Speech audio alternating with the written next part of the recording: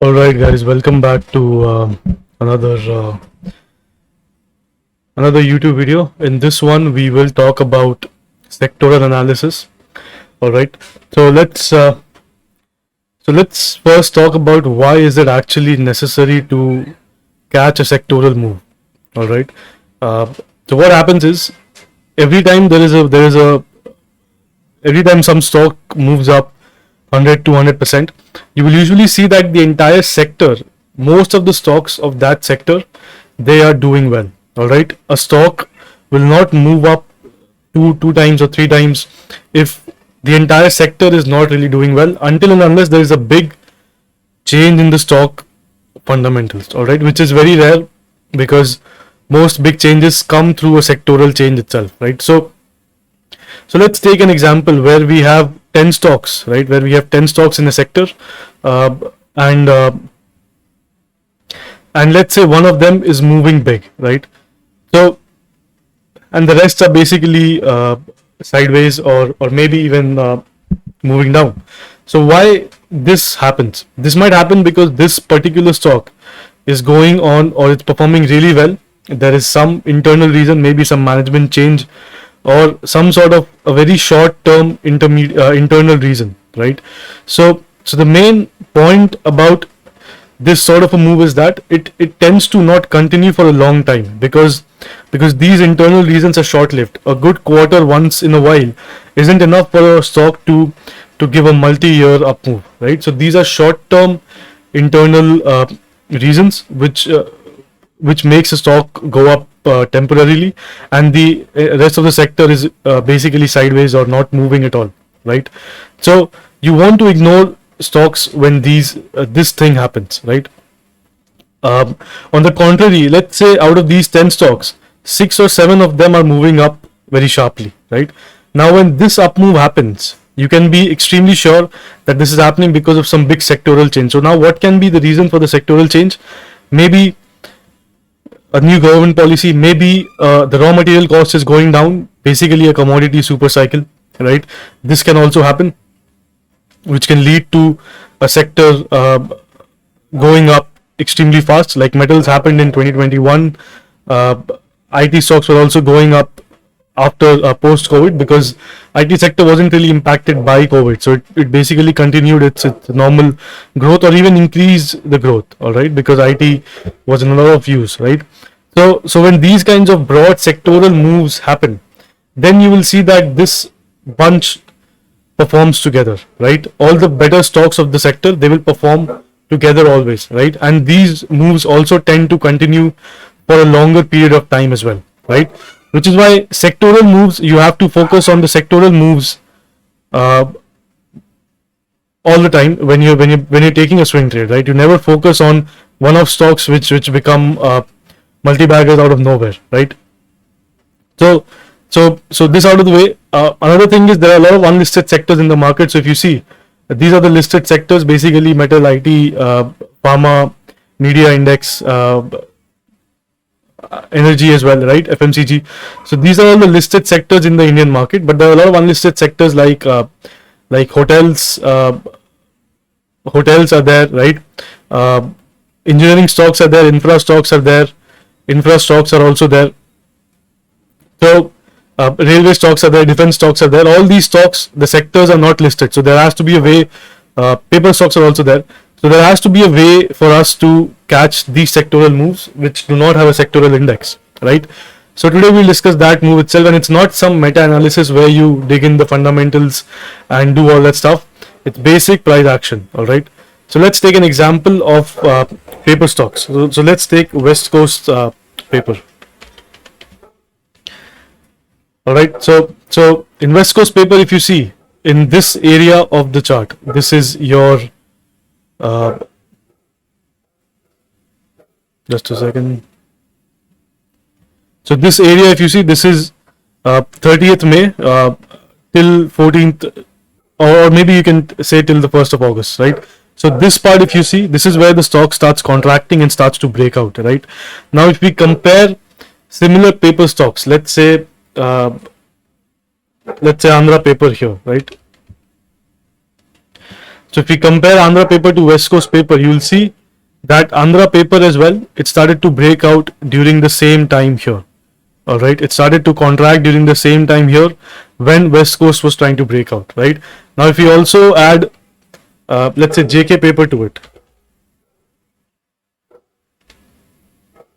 So JK paper, if you see, JK paper started to contract and break out around the same time as well. So if you see, this is JK paper. I'll just change the color of the candle as well. Just a second.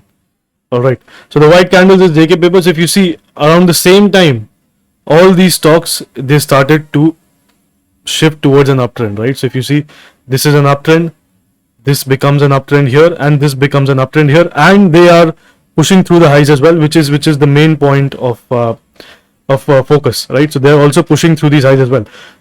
So the basic rule for doing some sectoral analysis is you when you're going through your watch list, right? When you're going through your watch list, you want to see that let's say you're going through a watch list and you find one stock which is setting up nicely and it's breaking out. Now you want to check out the stocks of the same sector. There is no shortcut. You cannot just assume that all the stocks are going up. You have to check stocks of the same sector one by one, and then you check Andhra paper, then you check JK paper as well, and maybe some other paper stocks, and you see each and every one of these stocks, they're contracting here and breaking out. So now when you buy these stocks, right, when you buy these stocks, you can allocate a percentage of your capital to this sector alone, and then these stocks might perform, they might not perform as well. So if you see, if the market is going down, then they might fail. So if you see, I'm definitely buying West Coast paper here. I'm looking at JK paper. This is also contracting well enough, and this is also contracting. So in this part, the market definitely fell off, which is why if you see the sector, all the stocks of this sector, they came down together, right? So if you see in this phase, everything came down together, and if you see again, all the big moves, they're happening together. So what do I mean by bigger moves, right? Let's look at that difference as well. What do I mean by bigger moves? So if you see in this part, in this range, you don't have to do any sort of sectoral analysis here. All right. Obviously, if you're entering inside the range, then you have to do it. But if you see, some stock is falling more here, some stock is holding its ground. But when both are moving up together, you will catch the bigger moves when it's trying to take out the range, right? So if you see, I have three stocks of the same sector here, right? So how will I plan my entry to catch, let's say this up move right here? How will I plan my entry? I see this is the highest supply, right? And this stock starts making lower lows. So this is out of my watch list. This stock is holding this demand, right? So this demand made the last high. This is holding this demand, and then this is contracting here, right? So this is on my radar. When I'm watching this, I'm also looking at West Coast paper also trying to break out here. All right, it's also forming some sort of a higher low here and trying to push up, and at the same time this stock is also holding up here and trying to push up here. So when the entire sector is holding up some sort of a demand zone and is trying to push up here, this is where I will buy the strongest stock here, right? Which is your JK paper, the second one here. All right. So sometimes you'll catch this move, sometimes it might fail, like I showed you in the previous example. Here West Coast is the strongest. I'll buy here. It will give me some gains here, probably like 3-4%, and I'll have to cut it out when it starts to fall, right? But when it's falling and I'm seeing the entire sector breaking down and I'm still holding, then this is a stupid move right here, right? You want to take out your positions when the entire sector is falling. Again, if you see this time, JK paper does not recover the most. It's still around the lows, but Andhra paper and West Coast paper, they're already up, right? They're contracting again. So when I see all these stocks contracting again, I will start buying. Demand is tested, everything is tested. Then I'll start buying the breakouts in these stocks again, right? So you keep trying this way, trying to time the entire sectoral move, and you will eventually catch a breakout. I'll give you another very, very strong example. Let's take RVNL, all right? So let's take RVNL and Ircon International. All right. So if you see in this part right here, all right, just a second. So let's take this area right here. So in this area is, if you see, it's breaking through the highs. There is no contraction, so there is no entry for me. It comes back down. and RVNL does not break this demand, when it turns around and starts going up again, I will start buying RVNL again. All right, because all these all the stocks are bullish together, right? So I'm getting into the strongest one. All right, and if you see in this part as well, this is also turning up, right? So if you see here, there is an entry in RVNL here, and there is also an entry in IRCON. Both look quite similar here, so you can buy any of them. Both of them don't work out. So when will I exit my positions here? When you see that the demand is getting taken out. All right, you focus on this exact candle right here.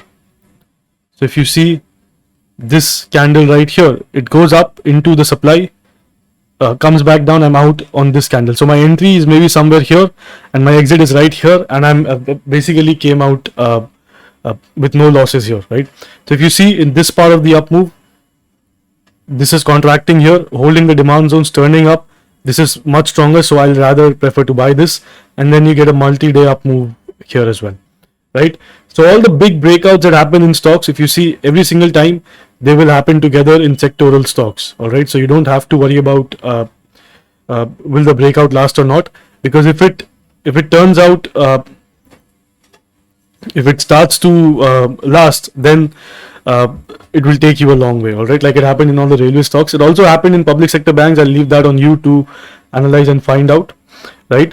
So the basic point here is you want to first of all spot the strongest one in the sector. All right, first of all, everything should be bullish. All right, it should be trying to go up here. All right, now here if you see this is trying to go up, RVNL is also strong, so I'll buy RVNL and probably cut it out here. All right, so the main point is you want to it also depends on how extended the stock is, because here the stock might be very extended for me to buy. So if I add the 50 EMA on just a second. So I've already discussed this thing before. If it's far from the 50 EMA, it's very extended for me to buy. All right, so I've added the 50. Just a second. Yeah, so if you see this is very far here from the 50 EMA, so I'd rather want buying here. All right, so my entire point is you want to stay in sectors that are bullish together. All right, you see in this part as well, it will always happen together. If you see, you take an entry here again and then you catch a big move. This does not move big because it's weaker. All right, so the main point is everything should be setting up together. All right, and at least 4 or 5 stocks should be setting up together. I'm not taking a lot of examples here because the video will be too long then. Everything should be setting up to everything should be bullish first of all, and the timing part you can do when everything starts to contract and break out together. All right, this will usually lead to these 2 points. If it's holding up, then it will usually lead to big spikes in a very short time. All right, and this is what will add alpha to your portfolio. So this is mostly about sectoral analysis. It's not some